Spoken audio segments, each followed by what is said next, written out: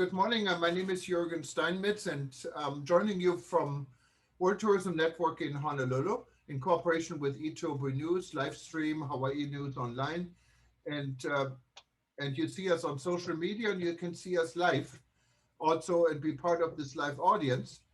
Today we have an interesting panel, and we'll be talking about climate-friendly travel to zero. Before I introduce this panel and give my microphone to Professor Jeffrey Lipman in Brussels, I just wanted to remind everyone who is not a member of the World Tourism Network, you can actually join World Tourism Network complimentary now between now and the end of the year if you join by the 14th of June. Simply go to WTN.travel, click on join, and you put in the promotional code free 2021. So this should be good incentive to be part of us. And this free offer applies to corporate membership. It doesn't apply to individual memberships because there's a free option already, and it's only $10 a month for an individual membership. We're leaving right now. However, World Tourism Network started more than a year ago in March of 2020 with a discussion, what was known under rebuilding travel. And the entire year we focused on bringing people together from all parts of the world and talking about the implementation of COVID on the travel and tourism industry. So this has gone a long way. Everyone has been on this journey.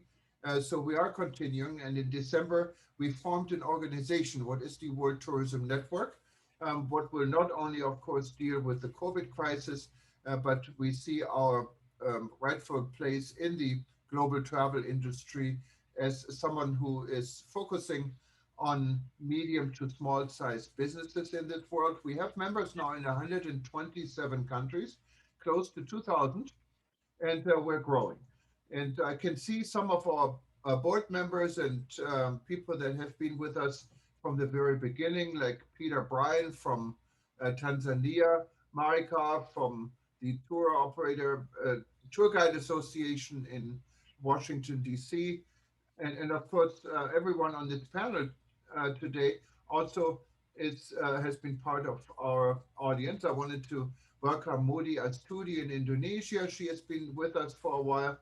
And many of you, I cannot mention all of them, and they're coming in, but we have a loyal followership of people all over the world. Now, without further delay, I'd like to give this microphone to Jeffrey Lipman, and also, of course, welcoming Vijay. Vijay, I'm so sorry. I know you for so many years. I'm going to call him Vijay. Not stumbling over your last name. It's even more difficult than my last name for some people. But Vijay has been leading and chairing our aviation group, and World Tourism Network has interest groups. And aviation, of course, is very important. Vijay has been with us also from the almost from the beginning. And he is a consultant based, an aviation consultant, very well known in this business for many years, based in Singapore. And he was a VP for Etihad Airways before. And we have Paul Steele, he's joining us from beautiful Switzerland. And Professor Jeffrey Lipman, I think doesn't need much of an introduction, joining us from Brussels. So Jeffrey, the floor is yours and the microphone is yours. Thank you very much, Thomas. And again, thank you to you and World Tourism Network for facilitating what I'm going to call a fireside chat about the existential climate crisis and the place of aviation in that crisis, and particularly focusing on the challenges and the opportunities that are emerging in a post-pandemic period. And I'm not going and we might start with the G7 and the fact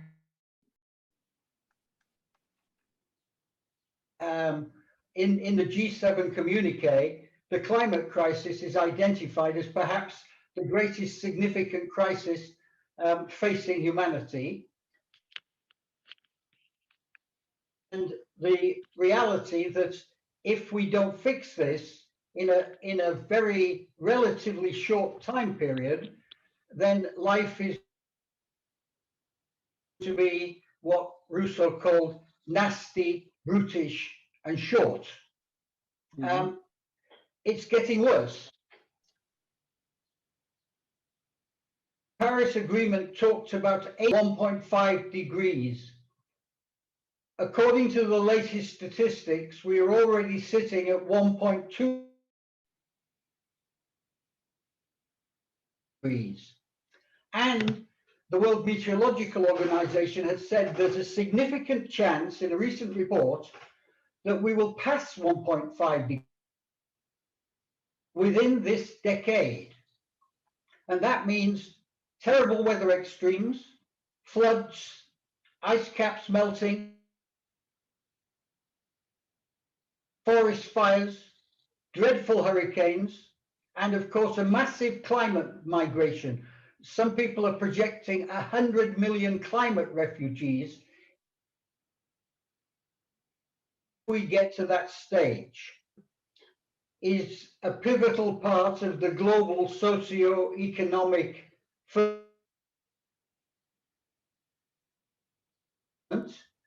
I don't need to go into that for this audience, because we are all reading the figures about basically directly and indirectly 10% of the global economy. And what has been made even more clear by the pandemic is that the drivers of the economy, travel and tourism is one of the drivers. We are looking at a situation of a pandemic emergence, however long it takes, 1, 2, 3 years, nobody knows, which the Secretary General of the United Nations says of tourism, it should be safe, it should be sustainable, and it should be climate friendly. Now, in the NGO that I run, a testament to Maurice Strong, who was warning about the climate crisis 50 years ago, we are advocating a need for climate-friendly travel. That's a form of travel and tourism which is low carbon, which is to the Sustainable Development Paris 1.5 trajectory. At this moment, and I would add, we're also calling for absolute zero greenhouse gas by 2050. Let me repeat that. Absolute zero greenhouse gas by 2050. And for those of you who are following this story, that doesn't mean net zero, where you offset certain elements of your emissions, because clearly, if the world does not achieve that kind of balance, we're going to go into a dreadful, dreadful civilization-ending period. Aviation is currently somewhere between 2 to 3% of the total greenhouse gas and of the total carbon emissions. But it's also responsible for some other nasty stuff like sulfur and nitrous-based emissions, and for what is called radiative forcing. That's the impact of contrails and other disturbing effects at high altitudes. But the 3% is forecast to grow dramatically because every other form of human activity is looking for energy system. Every other form. So relatively, aviation, unless it can, is going to be emerging as an even greater climate challenge. And some studies, 15% by 2050 of global carbon will be caused by aviation.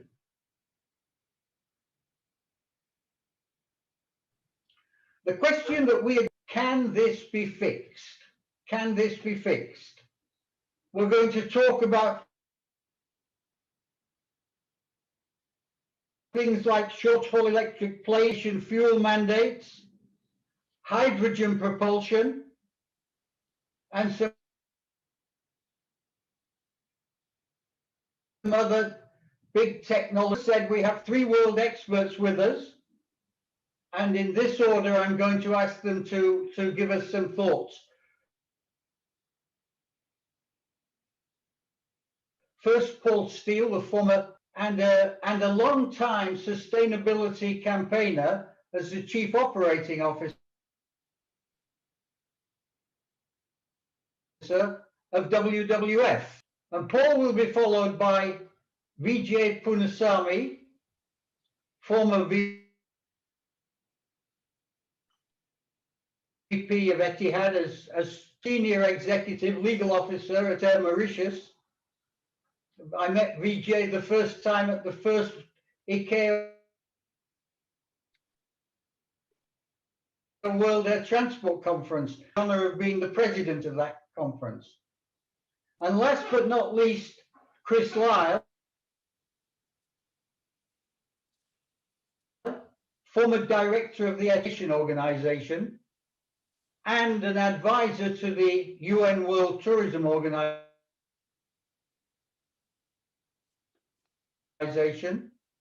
and a man with whom I played rugby in Montreal many, many years ago. You're also welcome, Chris. So with that introduction, I'm now going to ask Paul. Jeffrey, if I can interrupt you a little bit. To give us... Jeffrey, I didn't want to interrupt you, but you're really coming in and out. We don't understand everything you're saying, but most. I don't know if you have a different internet you could possibly switch to. But I just okay, look, I'm going to introduce Paul Steele. I'm going to introduce Paul Steele, and I'm going to come in. I'm going to leave and come in on another line. Paul. All right, Jeffrey, thank you, and hi everyone. What I could say at the moment is that this is probably one of the worst times to be involved in aviation. The industry has gone through absolutely the worst crisis in its more than 100-year history. But I would also say it's a very exciting time for aviation because it means that there's new impetus in terms of where does the industry go from here. And I think one of the things that the current crisis has also highlighted, as Jeffrey referred to, is the need to take the issue of climate change even more seriously. So Jeffrey called this session Decarbonizing Aviation and the Elephant in the Room. And he's already defined the size of the elephant being 2 to 3% of global man-made CO2 emissions.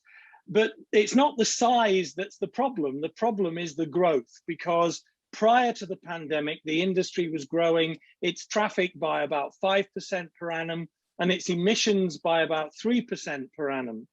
The problem with that is that if you extrapolate that forward, even post-pandemic, you're going to see a doubling, if not nearly tripling of emissions between now and 2050.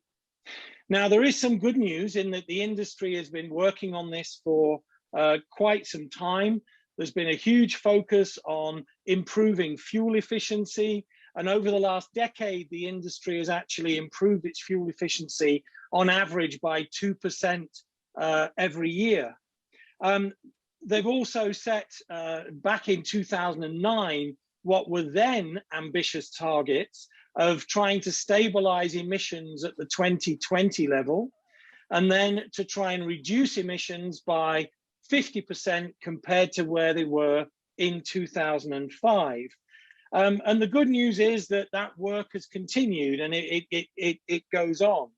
The problem is the big question is that enough? And of course, in today's world, with today's pressures, we can say that definitely it's not.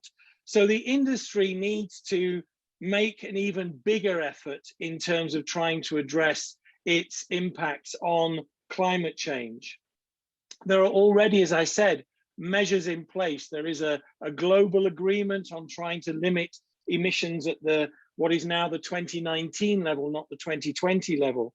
But that is not going to get us to where we need to be, either at carbon neutral, which is where I think the industry might want to go next, or if it comes to carbon zero, which is where Jeffrey was saying the world needs to be, that is a huge challenge over this period of time. What's the problem? The problem is simple. Aviation uses one type of fuel, it's called kerosene. Every ton of kerosene it burns, it creates 3.16 tons of CO2.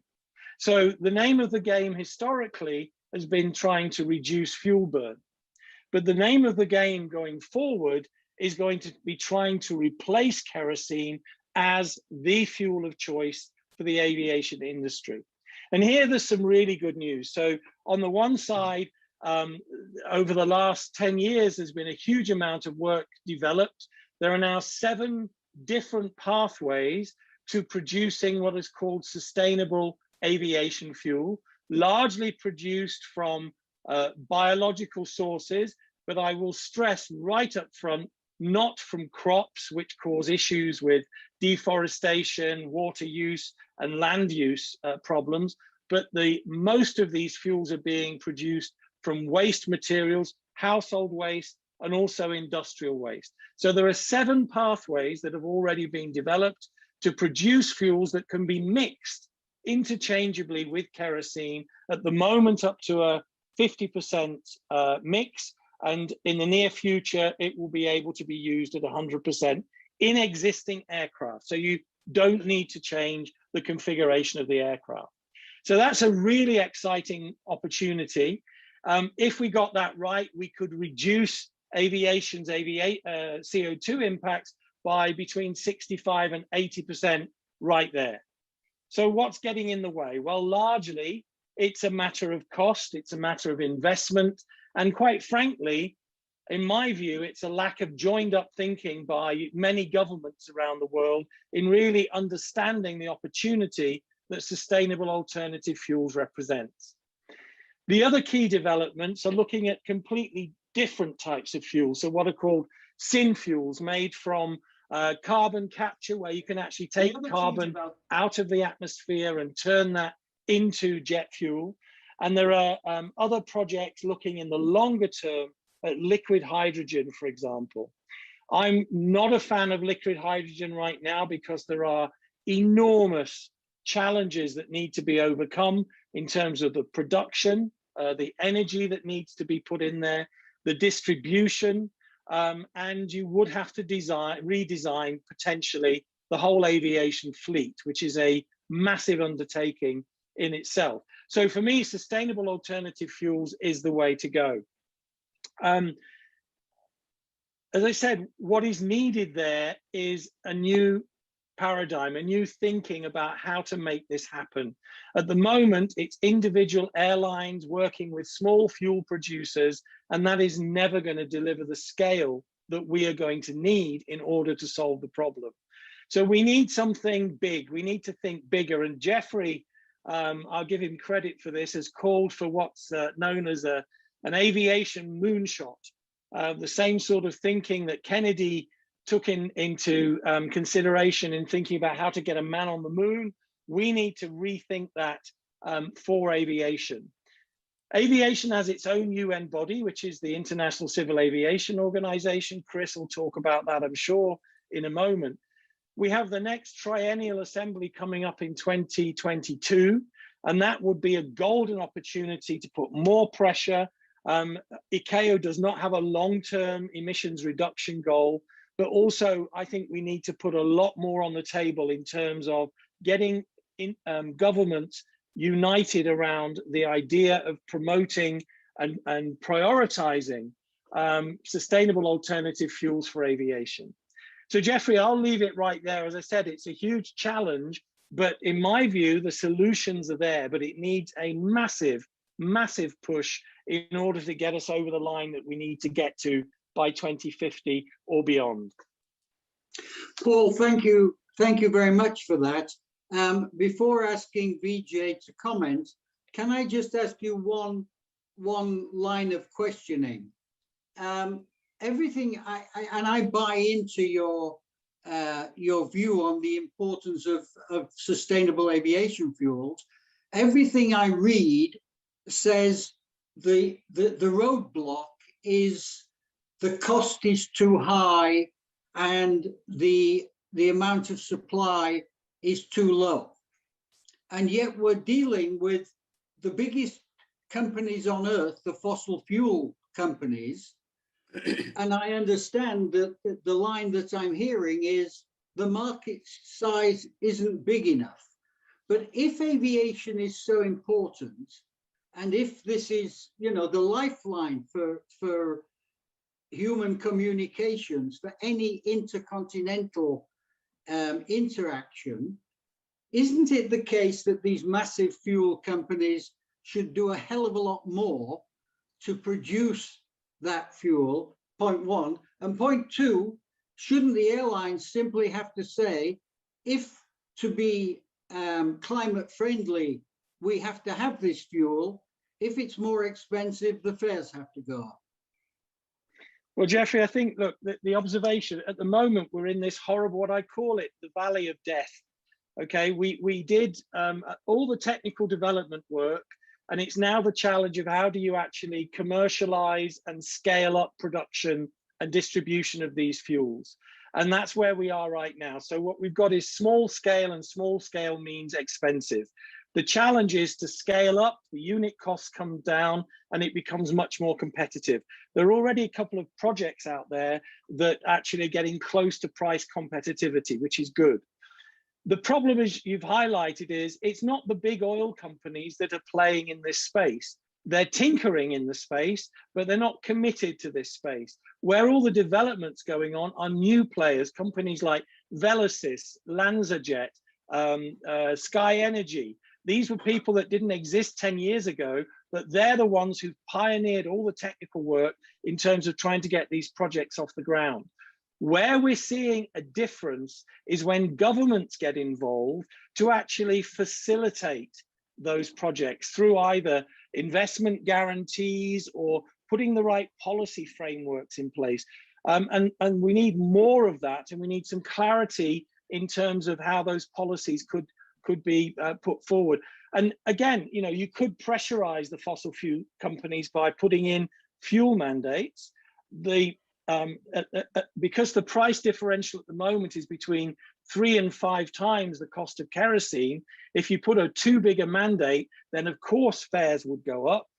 I shouldn't say this, having been in IATA for 13 years, airlines don't like the idea of fuel prices going up, but I think in moderation, it's something that could be passed on to the passenger, and the passenger would understand. But the problem at the moment is there's no government, if you like, thinking and safeguards around that it wouldn't get out of control.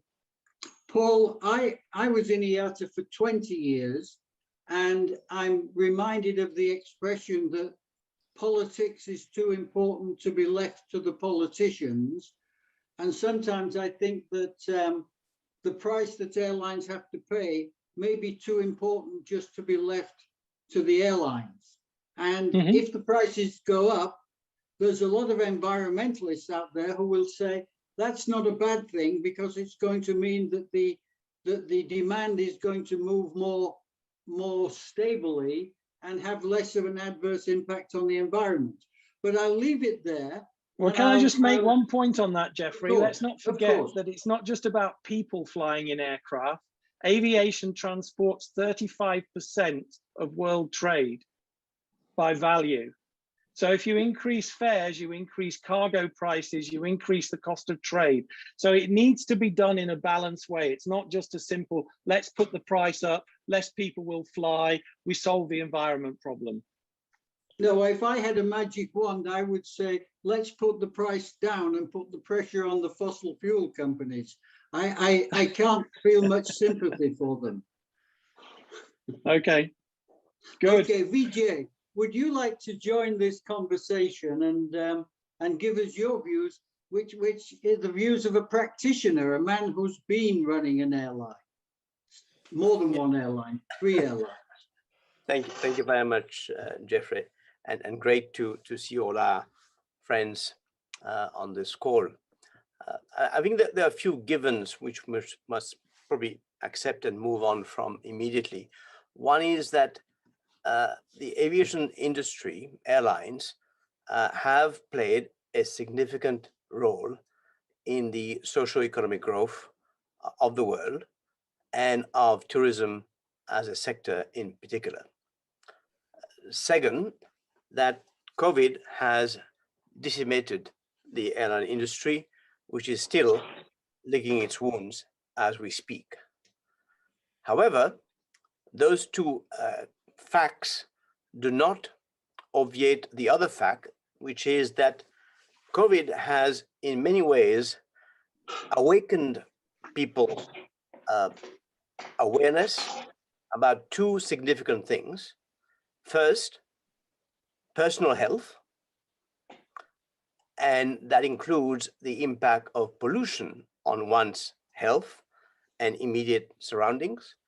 And secondly, on the environment and on the need to safeguard our environment, because obviously with COVID, people have had more time to appreciate the beauty and the serenity of the environment, given that industries were slower and therefore the impact was less felt during those times.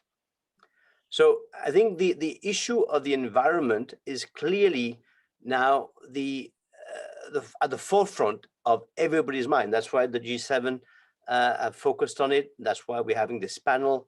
And I think the industry, the aviation industry, would do well to actually deal with that issue and be on the front foot, as opposed to being on the back foot, trying to emphasize its contribution to socioeconomic growth, which is not being denied. But I think it also needs to step up to that particular challenge today.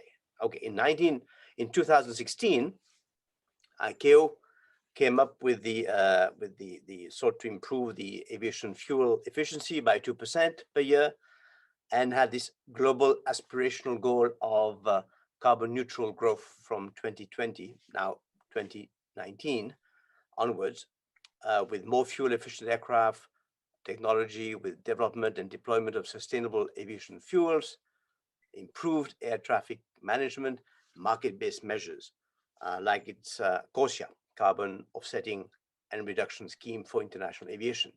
Now, let's also recognize one thing, and I think if we go out of our aviation bubble, we will hear a lot of people criticizing offsetting as a means for companies to, in a way, pay lip service to the need for environmental responsibility whilst avoiding any meaningful action on net emissions reductions. I mean, Greenpeace was quoted as saying, and I'll quote it here, that this whole strategy is a flight of fancy.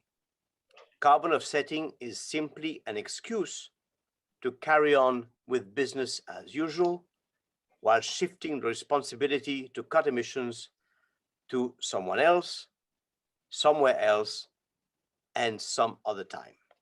It's greenwash, pure and simple, and ministers should be wary of lending it any credibility, end of quote.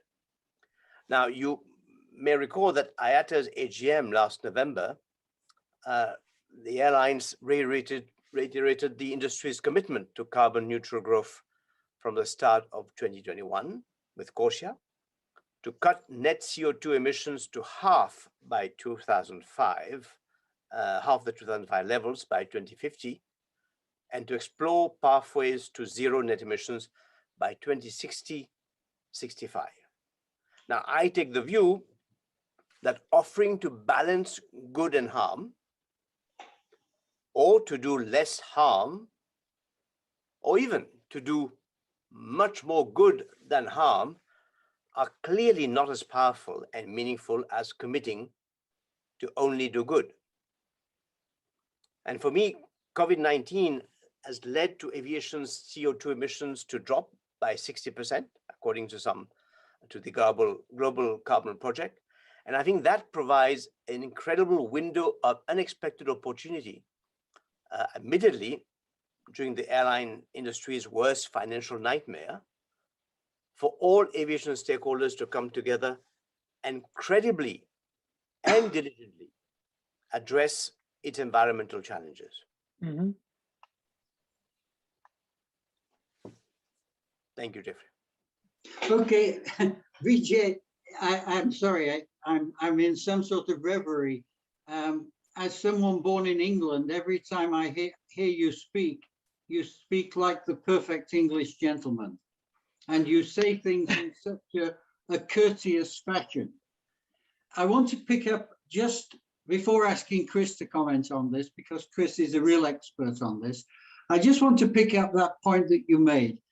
The industry position, and Paul is one of the people who crafted it, says that by 2050, we will reduce our emissions to 1/2 of 2005 levels. That's what the industry is saying, 1/2 of 2005 levels. And almost everyone else in the world, in society, is saying that by 2050, we will have a net zero.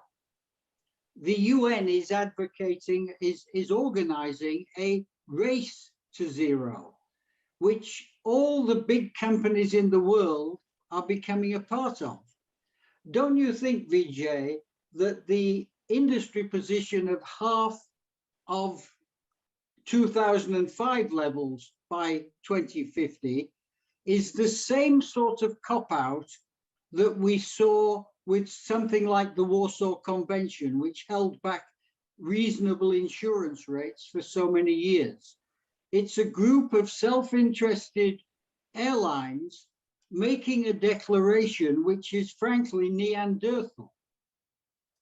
Question, what do you think, Vijay? I think, I mean, it's a fair question, but I think to be fairer, we need to put this in context. When the aviation sector came up with its, let's say, environmental mitigation plan, it was the first sector in the world to do so. And from a zero commitment prior to this to delivering, let's say, 1/2 the emissions by 2050 was obviously a significant improvement. Now, in today's environment, with hindsight, you can say this plan does not go far enough. But let's be fair, at the time it was devised, it was progressive. Obviously, time has caught up with it, and it's time to actually revisit that plan. That's why I keep saying that I think rather than the industry delaying doing this, the industry should actually take a step up, take a step forward, and basically take the lead in doing the right thing. Not because that's what the right thing to do, but that's because what they believe in. We believe that the license for this industry to survive will depend on its ability to come up with a credible plan of action to actually significantly reduce and have meaningful targets for its emissions. And I think the important thing in doing this, I think, is to highlight that this cannot be done by the aviation sector, aviation airlines alone. All the stakeholders must join in there. And I think that's where the airlines can push, because the airlines are end users of fuel, of aircraft, of air traffic control systems, which we all know need to be significantly enhanced to be environmentally more credible, which means that rather than basically trying to play it safe in some ways, the airlines should take the lead and push the other stakeholders to actually step up by saying, because if you look at the basket of measures which ICAO adopted, we've been focusing so much on offsetting, on CORSIA, but the other elements to me are just as critically important. So that CORSIA should be the sort of default last kind of resort kind of thing. We should be focusing on delivering more fuel efficient aircraft technology, more sustainable aviation fuels, and climate friendly air traffic management. If we were to focus on those three things, and that means the airlines pushing for all the other stakeholders, government, air traffic control managers, aircraft manufacturers, the research body. I mean, you can see how when the world is motivated and organized, research and development can actually be fast-tracked. We've just seen it at play with COVID, which means that we need to have a target, a commitment that I think will then drive the resources. It will drive government's focus and commitments. I think the airline would do well to actually take that lead rather than stick to a pre-COVID commitment, which as obviously is already past its sell-by date. Yeah. The reason why in 2015 I proposed to the Arab Air Carriers presidents the idea of a moonshot, it was exactly for the reasons that you've described. The ecosystem for air transport is very disparate. Governments have a huge role. Air traffic navigation people have a huge role. And as you put it so clearly, if there was a holistic approach, then that would put so much more intelligence and pressure to bear on changes. But just to ask you one last question before passing on to Chris, don't you agree that if the airlines are to take the lead, they could join everybody else in the world by accepting an ambition, and this is only an ambition, to have zero carbon, indeed zero greenhouse gas, by 2050. And that would be the first thing. And Willie Walsh, a new Director General at IATA, has a wonderful opportunity to bring that kind of thing into play. Would you agree with that, Vijay? I think it's time for a bold move. And I think credibility is key, even more so in today's environment than ever before. So if the airline sector wants to be taken seriously on this subject, it really has to up its game. What it came up with 10, 15 years ago is no longer going to be seen as even an aspiration. So we need to actually go up and actually identify what is that long shot, you can call it a moonshot, which the airline needs to commit to, and then work with the others to identify who needs to do what by when to reach there. Because the airlines alone will never reach there. But the airlines can actually be the one taking the lead to actually identify that challenge, and even as a moonshot, put it there as a moonshot. This is not saying we have a pathway to it, but it needs to be identified, and then the resources need to be mobilized accordingly. That is what will drive change.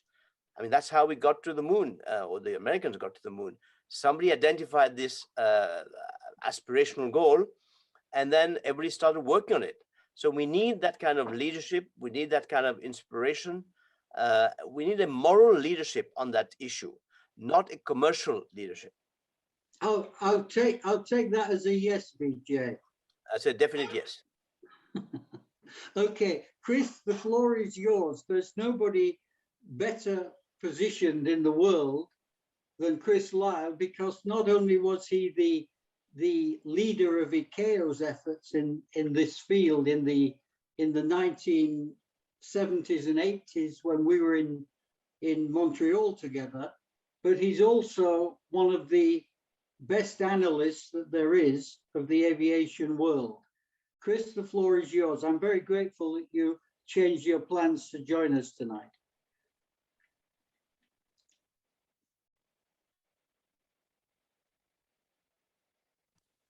Chris, please unmute yourself. We cannot hear you. You're muted. Now you should go. be now. Yeah, I thought you had muted me. Okay. Thank you very much, Jeffrey. That's a very generous introduction. I should say that when we used to play rugby together, I was famous for dropping the ball. So hopefully I won't do that today. I'd like to talk. You asked me to talk about whether ICAO was a leader or a follower, and following on from what Vijay was saying, and what you have talked about, the moonshot. One of the difficulties, of course, is that the original moonshot by the United States was by a single country. ICAO has 193 member states. It is very difficult to get them all on the same page. And I don't think ICAO per se has ever been the leader. It's tended to wait for industry. Having said that, I think it's definitely a leader, and necessarily so, given that it's a global issue, and you have to have a global issue. And I think it's beginning to change. In Europe in particular, we've seen governments taking a lead beyond the airlines, and hopefully some of that will transfer across into ICAO. But one of the issues that ICAO has, it's a global issue, as I mentioned, but there are two basic principles which clash. One is the United Nations Framework Convention on Climate Change, which talks about common but differentiated responsibilities. And ICAO, under the Chicago Convention, has an issue of equal application. And that context is very difficult to put together. And you have to congratulate ICAO for coming up with CORSIA, the carbon offsetting scheme, because it managed to package the two together. But as we have seen, it's based on offsets, and I would say it's not a last resort. In fact, it's the primary tool in ICAO's basket of measures at the present time. And another unfortunate problem with it is it's based on carbon neutral growth, which means that everything below 2019 issues is not covered. And yet these emissions continue to go into the atmosphere every day. I must say that ICAO continues to do great work. It's done great work, particularly on raising the profile and action by individual countries. It's developed a number of state action plans, which I think is great. And they've had a series of something called the Global Aviation Dialogues, which have really spread the word and raised the profile and got people thinking about the issue. And in the past 18 months, it has perhaps become the global leader through various issues, including in particular something called stock-taking exercises, which were very informative and very impressive. The problem, though, I see, is that how on earth do you turn that into government policy, given that you've got 193 contracting states? The present issue, too, I think, as Paul has spelled out, I think the key way forward certainly for the next 20 years is sustainable aviation fuels. Sustainable aviation fuels, notably waste-based fuel, to avoid the ones that Paul said, and synthetic e-fuels, are the primary and the necessary means of bridging both the time and emissions gaps, pending a substantial contribution by things like fuel cell electric and hydrogen-powered aircraft. But present fuel production of SAF, sustainable aviation fuels, and take-up are negligible. We've heard very high costs. There's an urgent need to get things going. So we have to move forward, and some of the thoughts that are out there, and this is where ICAO itself runs into difficulties. One of them is we need progressive sustainable aviation fuel blending dates by governments and commitments by airlines. And on the price issue, if you increase the blending mandate slowly, then you also increase the price slowly. And that's the only way you can do it anyway, because it would take too long to get these mandates up to very high levels. We also need, I think, tax credits for SAF suppliers, both producers and the airports. And again, that is a difficult thing for ICAO to handle. I believe we need levies on aviation fossil fuels, but this is in the past, this has been rejected widely. But I think they should be ring fenced, so that you put a tax, say a carbon tax on aviation fuel, but you ring fence it towards sustainable aviation fuel production and purchase. It would be nice to have certified sustainable aviation fuel products as in CORSIA, but here again, this issue, you get people like Russia and Saudi Arabia who are opposed because they're not that enthusiastic about sustainable aviation fuels, rather more, in the case of Saudi Arabia, something called low carbon aviation fuels, which are just cleaned up fuels from kerosene. We also, it's interesting to see that people like Lufthansa and United now applying offsets to sustainable aviation fuel by airlines through corporate customers, which I think is great. At the same time, we need sustainable aviation fuel investment guarantees and green financing by governments. Again, that's difficult for ICAO. And I would like to see, something we need to do is to prioritize applicable alternative fuel production to the aviation sector. The aviation sector is very different than the rest of the transport and global world, other economic world, because it doesn't have any alternative at the moment to kerosene fuels. So much of what is required, I believe, is beyond aviation, never mind beyond ICAO. And it really goes to the responsibility of individual governments and perhaps people like the EU. And at present, one of the issues is that international aviation is treated separately under the global regulatory framework. This is dating back to the Kyoto Protocol in 1997, where international aviation is not included in the national budgets, something called nationally determined contributions, which means that, and it's given through ICAO. This means that it takes some of the pressure off governments. There is a trend now towards saying that it should be included in national determined contributions. And there, in fact, there's a move for this to happen at COP26 in Glasgow this year. That does not mean you're taking away the role of ICAO. It simply means you're putting more pressure on governments to do something individually or through ICAO. It's also a myth that people say that international aviation is not covered under the Paris Agreement. It is covered under the Paris Agreement by inclusion, because there's no specific mention of it. There was some mention of it, in fact, in the draft the very last night before they decided to cut the whole thing down, the agreement down in Paris, in order to get it across the floor. So this is not to say that ICAO will not continue to play a key role.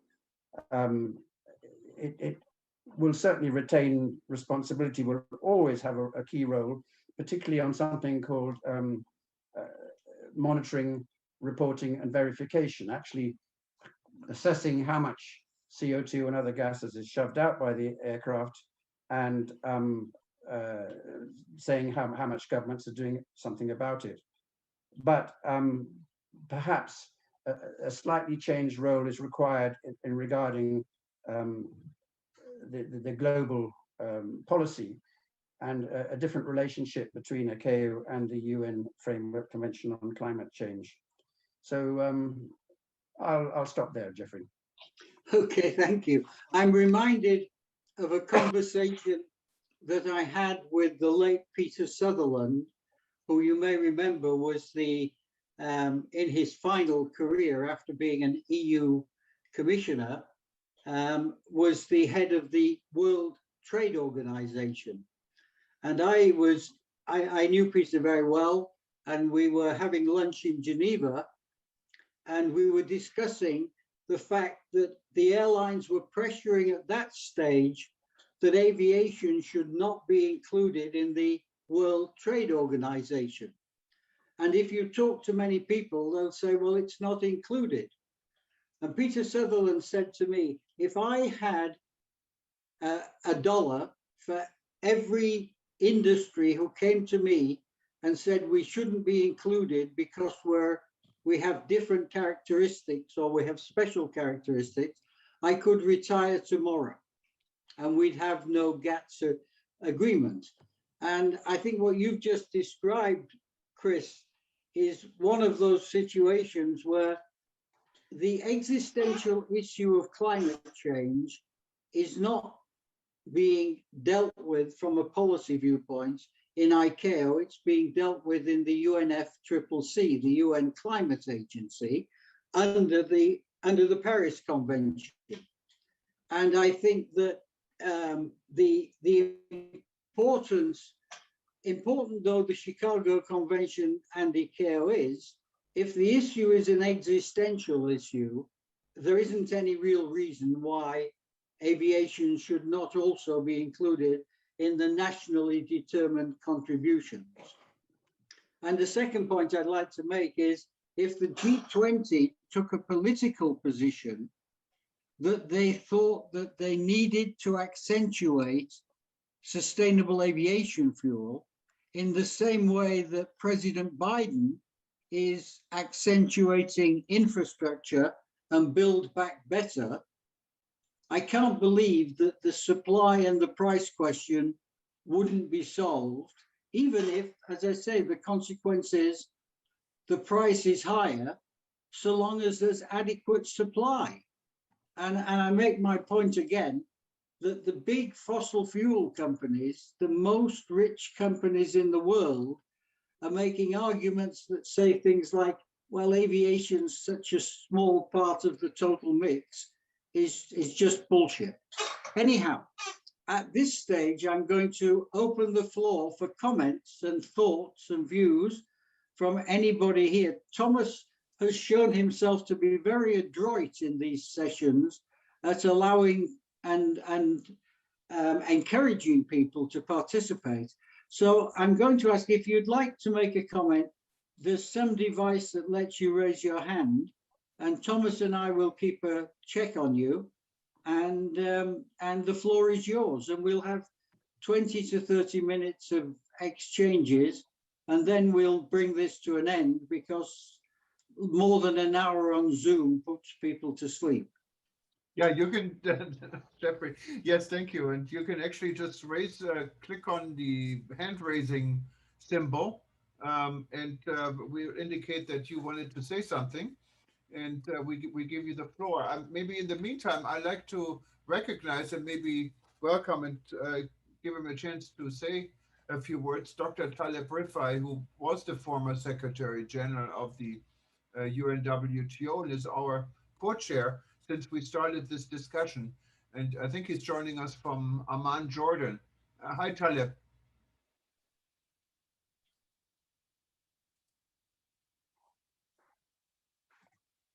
Hello, how are you? Am I heard now? Yes, we can hear you. How are you? Okay, thank you so much. Thank you so much, Jürgen. You're always coming up with good, beautiful initiatives, especially with Jeffrey. I want to praise Jeffrey first for his commitment, lifetime commitment to the issue of climate change. And thank everybody here, Paul, VJ, Chris, all good friends. I want to say something now as a non-expert in aviation. I know nothing about aviation. I can't speak like Paul does about the efficiency of fuel, what fuel to use or not to use, or how to make fuel more efficient, or to use fuel or not to use fuel altogether.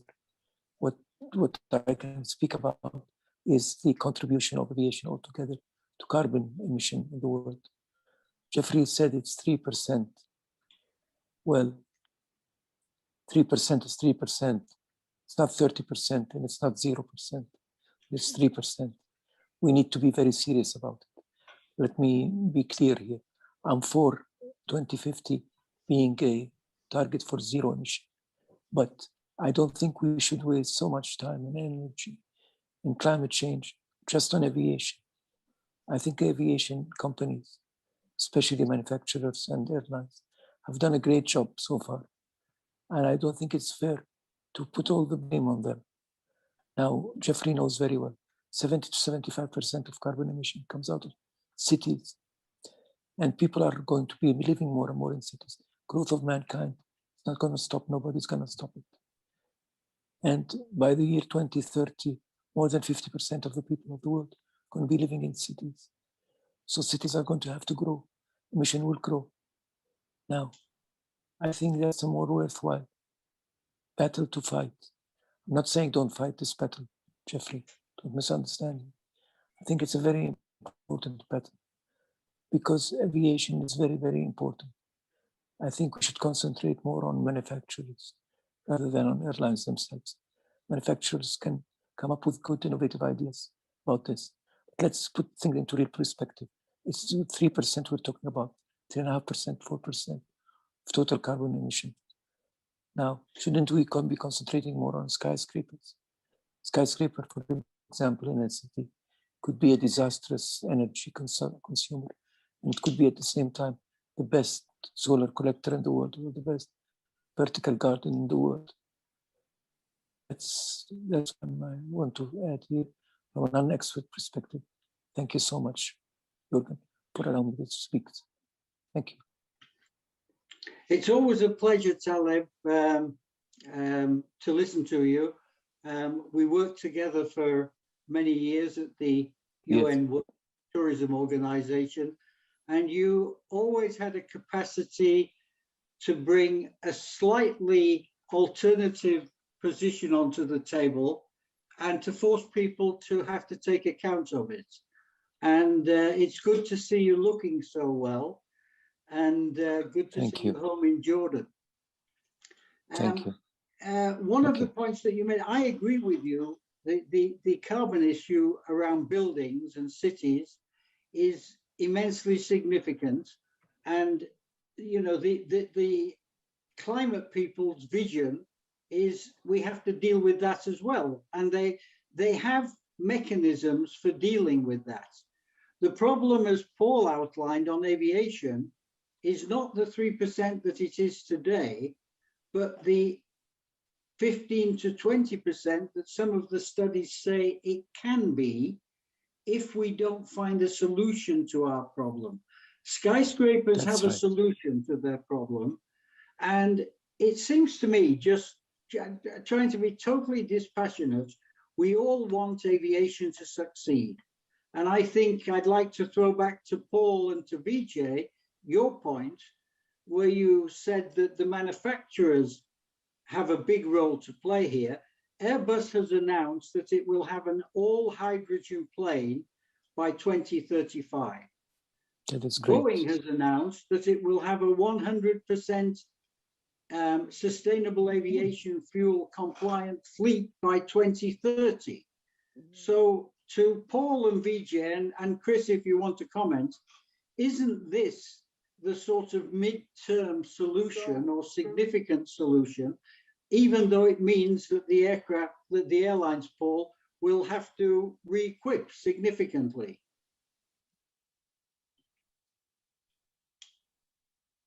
Paul? Okay, I'm here. I think, look, Jeffrey, I mean, I concur with everything that really has been said in terms of it's time for the industry to take another big leap forward and hope that the governments in ICAO will somehow find a way of at least leaping half as far. And we have an opportunity next year at the Triennial Assembly to do that. You know, if you look at everything that's out there, and, you know, I've heard about electric aircraft, and it's probable that there will be short-haul electric aircraft for maybe 100 people that can fly for an hour by say 2030, 2035. But that's not solving the long haul issue. And the long haul issue is the big issue. And that's where you need creative solutions. And the only viable one right now is sustainable alternative fuel made from biomass. The work on hydrogen, even though Airbus made that announcement a few months ago, my understanding is that they're getting a bit nervous about that, because looking at the technicalities of producing, distributing hydrogen and not just converting, but replacing what by then will be something like 50,000 aircraft around the world is a huge undertaking. And so I think, you know, I'm always nervous about trying to go for something that everybody thinks is the holy grail, which is hydrogen, when there is a solution out there that's being underexploited at the moment that could make a significant impact on the emissions of CO2 today. And remember, there is a cumulative effect on CO2. So every ton we can avoid emitting today avoids that accumulating into the atmosphere in the future. So for me, the priority has to be on the short to medium term to begin with. Yes, we can work on hydrogen. Yes, we can work on electricity, but let's maximize the opportunity that's there. It's such an exciting thing. 10 years ago, that didn't exist. Yeah, and the point that I think it was Chris made about the waste, household waste to SAF, that produces a virtuous circle, because you're solving the waste problem and solving the aviation fuel problem at the same time. And I can't for the life of me see why there hasn't been more investment in that particular activity. Well, that is happening, Jeffrey. And I think, you know, you're absolutely right, because I mean, I quickly looked at some numbers. I mean, in the EU alone, there was 184 million tons of household waste produced in 2018. And most of that, a big chunk of that, just went to landfill. And if it goes to landfill, it produces methane, which has an even greater impact on climate change. So by using that to convert it into jet fuel, you're avoiding the landfill issue, you're avoiding the methane issue, and you're actually reducing CO2 emissions. That's exactly what they're trying to do in Schiphol Airport. There's a company called Sky Energy doing that. And British Airways and a company called Velocys are doing that in the UK to supply London City Airport with fuel made from household waste from 5 boroughs in the east part of London. Good. Thank you very much, Paul. We have Dr. Julian Zarbin. I think you're joining us from Malta, if I'm not mistaken. Yes, Thomas. Raising his hand. How are you? Yes, Thomas, thank you very much. And congratulations to Jeffrey and yourself for this initiative, which is, you know, you have such wonderful, you know, think tanks. My only worry, Jeffrey and Thomas, are that all the think tanks and all these talks are great. You know, I mean, even the initiative, Jeffrey has a lifetime commitment to climate change and proper responsible travel. He's even gone as far as in Malta setting up courses for climate change and for travel. This is you know, to be recommended worldwide. What worries me is, where are the politicians? Where are the decision makers? There seems to be a gap between the politician, you know, even in Malta itself, you know, little Malta itself, but everywhere around the world, there seems to be this gap between politicians, academics, researchers, and practitioners. And we always seem to talk around the same thing. We've been talking about sustainable and responsible travel for nearly close to 40, 50 years now. And, you know, very little has changed. We now need to step into the next stage. We need to get things moving. I know that, you know, you can plant a little seed and that'll grow into a wonderful tree. That's something, you know, which I know Jeffrey is very used to doing. but we need to do this very urgently, because otherwise what's going to happen, we're going to go from one think tank to another, and very little is going to be put into practice. Otherwise, it's wonderful every time to listen to you and to participate in all these discussions, Thomas, but I hope that we can move into the next stage very, very soon. Thank you. And I couldn't agree. As you're talking, Julian, I'm thinking, first of all, thank you for your kind words. I'm thinking of something really practical that could be done at COP26. And Paul, I'm throwing this to Paul Steele. The dreadful air passenger duty in the United Kingdom is raising billions of dollars a year, which is going from airline passengers into the treasury. Wouldn't it be wonderful if the British government, as a host of COP26, channeled that money into investment into waste to aviation fuel? Wouldn't that be a good thing? And wouldn't that be a good thing for all of the carbon taxes that are coming up in the future? And they will come up, and they will be law, if the governments could make commitments that they would transmute that into support for sustainable aviation fuel. But Jeffrey, I mean, in an ideal world, I would 100% buy into that. Unfortunately, I've sat through too many meetings in Her Majesty's Treasury in the UK where they always trot out the same line, which is Her Majesty's Treasury does not hypothecate taxation. So basically, you give us your money and we put it in our pockets and we do with it what we want. Chris and I have talked about this as well. I mean, this would be a fantastic solution to financing and providing the capital necessary for the moonshot on sustainable alternative fuels. But I may be a little bit more jaundiced in my expectations that governments may start actually, if you like, labeling their taxation for specific purposes. But it would be a fantastic solution. But to pick up Julian's point about nothing coming out of think tanks, what if you, Paul, and you, Chris, and me, and some others wrote a paper that we put through somewhere to COP26 through one of the mechanisms that we have a link to, and also put to people like IATA, I'm sure they would get behind an intelligent repurposing of the APD and preempting governments from grabbing the funds from carbon taxes and put it into the promotion of sustainable aviation fuel with a strong emphasis on household waste. How about doing that, Paul? I think it's a good idea. There's various, let's say, initiatives in train already, both in preparation for the COP, but also I think for, we've got to look forward and remember it takes a lot of preparation time to get governments familiarized with things. So I think the other opportunities I mentioned before is the run up to the ICAO Assembly in the fall of 2022. Yeah, can I take that as a qualified agreement? Oh, so more than a qualified agreement. Excellent.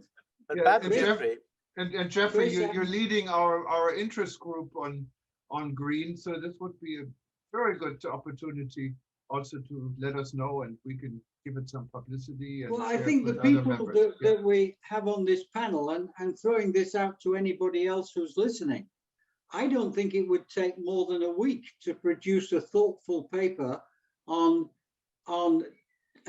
creating a financing mechanism for sustainable aviation fuel that would make it much more feasible. And then we all have links to institutions, and I think we could put some public pressure on this. And Thomas, I know that you would be willing to take this up as a WTN initiative. And it answers Julian's point about let's do something out of one of these sessions. No, great idea. And yeah, but I think, Jeffrey, it's important to recognize that, see, action is important, And I think your suggestion about doing a paper, I would say is critical to put it in a wider context, as opposed to focusing on financing. Because for me, the financing will focus the minds of some in a positive way or in a negative way, because you always have people who are mindful about costs of travel and so on. But if you were to put it in a wider context, that, see, by the end of 2019, aviation emissions were 70% higher than they were in 2005, and they were expected to grow by 300% by 2050. So we really want the whole world, including the aviation sector, to recognize that this was a path, a perilous path. And in some ways, COVID has halted that path, which has given us a reason to pause. So we should not waste that pause by trying to get back on the same path we were before. And I think, to Julian's point, which I think is critical, that we should recognize that a holistic approach is necessary, because no one stakeholder can fix this. And no one stakeholder has all the solutions. Even when the manufacturers say that they will provide aircraft which will be possible to have 100% sustainable alternative fuels, that's not enough, because somebody needs to produce that fuel, somebody needs to buy it. So I think everybody must work together, and this is where governments have a role to play in terms of bringing all the stakeholders together. And the stakeholders are obviously the airlines, the aircraft manufacturers, the air traffic control providers, the researchers, the research and development people, people who can think outside the box and really connect the dots. Because what you don't want also is great ideas which actually are great for aviation in some respect, but actually cause even more harm somewhere else. So somebody needs to look at this in a bigger frame, but recognize, I think it has to start with, where do we want to end? We clearly do not want to end where we were destined to end before 2019, which was a 300% growth in our emissions by 2050. We want to have a real challenging target, which we set. We said, this is where we commit to. And now, how do we get there? And this is where your idea, Jeffrey, of actually getting people together to devise then the plan to get us there from where we are today, so that by next year we have made some improvements and we keep improving towards until we reach our target. This is where you build credibility, because you're moving positively on your journey, and you actually get people to buy into what you're trying to do. But all stakeholders must be brought to the table. And that, I think, is where ICAO can play a definite role. It cannot allow itself to be led. It has to lead this initiative.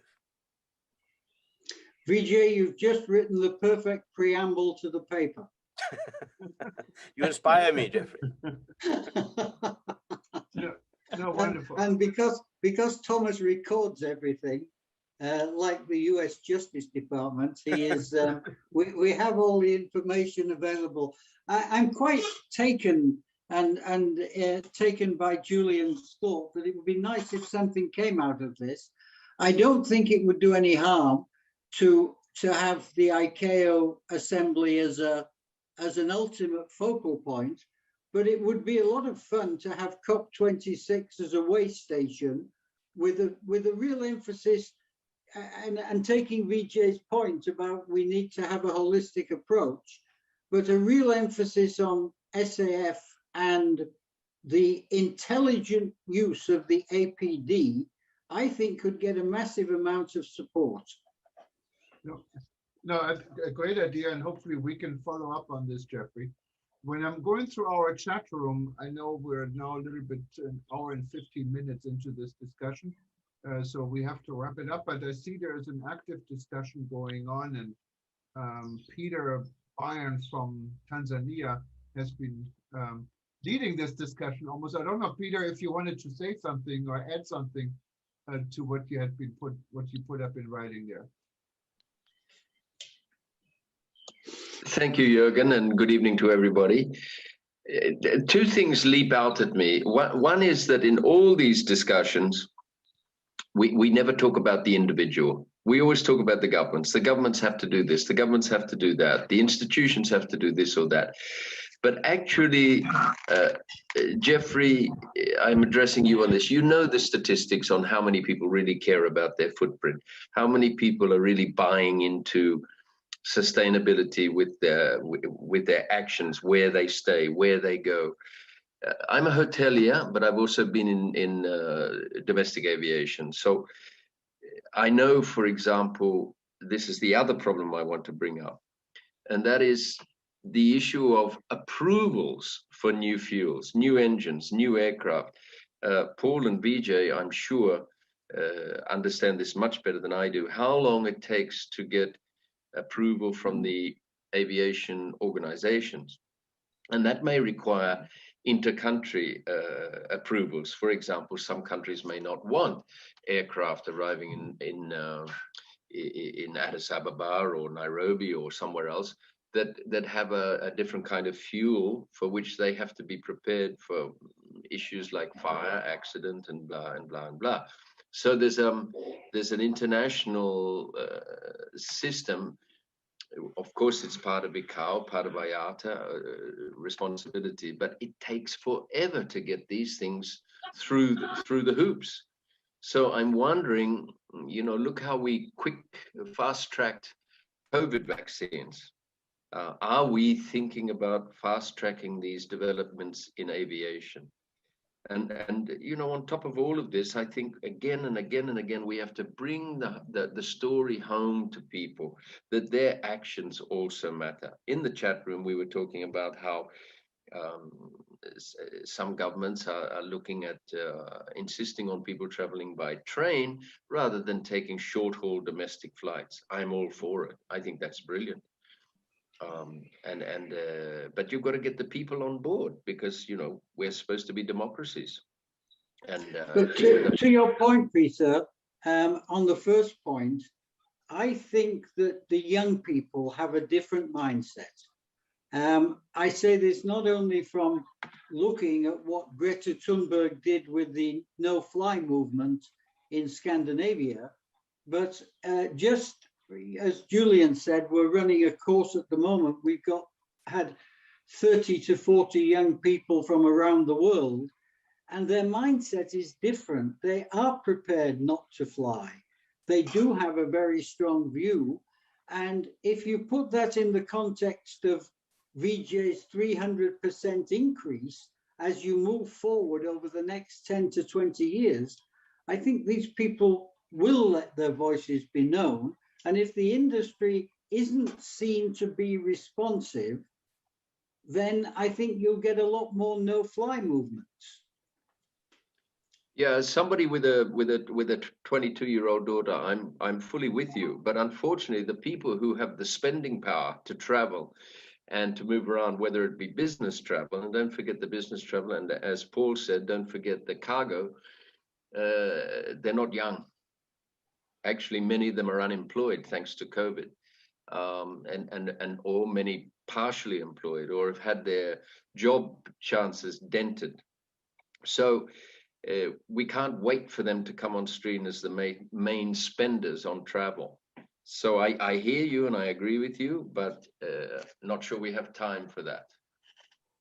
Okay. No. Well, we don't have anyone raising a hand right now. There is an active discussion still going on in chat, and this can continue. This also can continue on World Tourism Network. And if anyone else wanted to add something to it, please raise your hand now. Otherwise, I think we can, if that's okay, Jeffrey, bring this to an end today and look forward to the next discussion and some action. So we can report about results, what would be wonderful.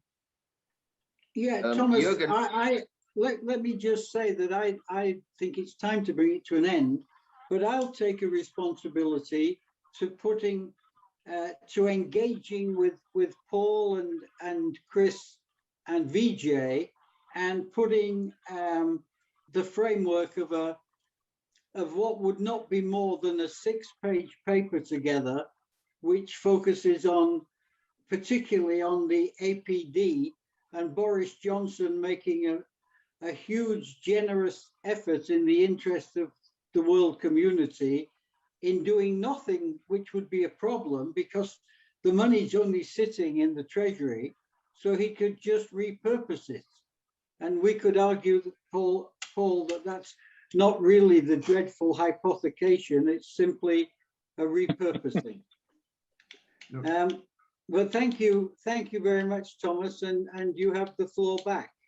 No, thank you very much, and thank you, Jeffrey, Vijay, Paul, and Chris, for being on this panel today. I think we all learned a lot, and hopefully we can take home a lot out of this, and we're looking forward to continue our conversation. Also, thank you, Peter, Taleb, and everyone else for making a contribution. Also wanted to recognize, I call her Snow White in Serbia. She's leading our educational forum. She's always with us, and thank you for this. And if you wanted to, if you wanted to listen to it or watch this again, it'll be on our YouTube channel.